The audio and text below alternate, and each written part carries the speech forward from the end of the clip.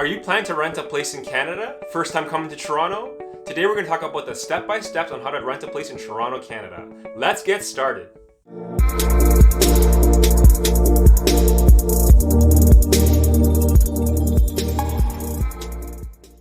Hi guys, Jonathan here, and I hope you're having a wonderful day. We're going to get started by talking about step number 1. Find out what your budget is. If you're working with a realtor, generally speaking, the landlords are looking out for 40 times the monthly rent should equate to your household annual income. Now this is just an estimate and it does vary from landlord to landlord. Now if you do decide to go privately, I highly recommend you to call the landlord in advance to verify 1, that it's still available, number 2 is that all the descriptions in the ads matches what's actually available. When you're actually doing the budgeting, make sure you add the potential utility costs of the place. Step 2. Find out what is your ideal location to live. Do you want to live closer to work or have a particular school zone in mind? For example, if you don't mind living a little bit further away from the subway line like Yonge Line number 1, you can actually save some money by moving a little bit further away, and that will help you with your monthly rent costs. Because the closer you are to the subway line, the more expensive it gets because of convenience. It's all about location, location, location. And for the schools, you definitely need to check the website for the district school board to see if the street actually qualifies within their zone for student intake. And places like Richmond Hill that don't have the subway still do have the GO train, the GO buses, and even the Viva. Also, one trick is to go use Google Street View and check out the area in advance.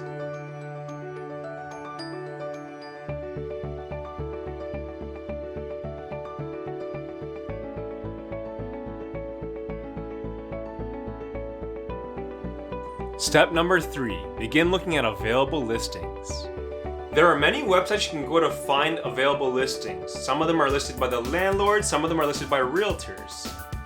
Realtor.ca, Zolo.ca, TorontoRentals.com, Craigslist, Kijiji, Zumper, Padmapper, and many more. Step number 4, work with a realtor or go privately. Did you know that working with a realtor is actually free for rental clients? The landlord party actually pays the realtor for finding a good tenant. Also, a realtor can actually organize and show you all your desired listings all in one shot so you can save your time. Now the other option is to go on private listings, which are actually listings that are not on MLS. Just make sure you verify all information with the landlord in advance. Number 5, preparation of required rental documentation. Landlords are usually looking out for these 3 documents. Number 1, income verification. This would include your employment letter and the most recent pay stubs. Number 2, a credit report with score, which you can retrieve from TransUnion and Equifax in Canada. Number 3, a rental application or references. This would normally include your employer, some colleagues, maybe your previous landlord, and even some friends. Just make sure that they have good references for you.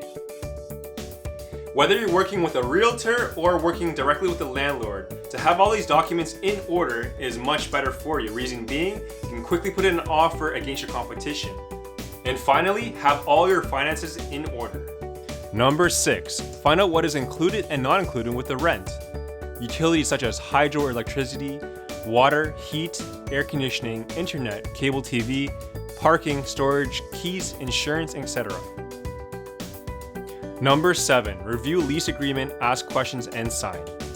Alright, lastly but most importantly, as a tenant you should really know your rights. I put in the description below the link on Residential Tenancy Act. It's very important for you guys to know so you don't get taken advantage of. Alright guys, so that wraps up this video. I hope it was helpful. If you happen to like this video, give us a thumbs up or click the subscribe button below. I'll see you next time.